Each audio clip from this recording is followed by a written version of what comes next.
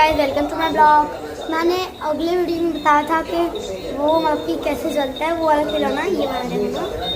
अब मैंने इसकी लाइटें दरवाजे की तरह इतनी अच्छी लग रही है, आपको दिखाती हूँ।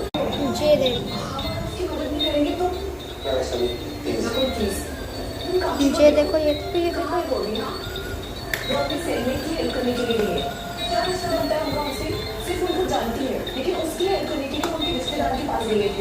मना कर सकती हूँ वो चाहती हो, और किया क्यों मैंने? नहीं किया क्योंकि वो इंसानियत दिखा रही है। कुछ मुझे तो रौनक हमारा परिवार है।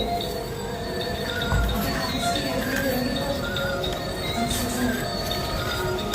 क्या रौनक डिजर्व करते हैं? देखो, एक तो इधर से इसकी लाइट है और इधर से लाइट है और इधर से थोड़ी लाइट है।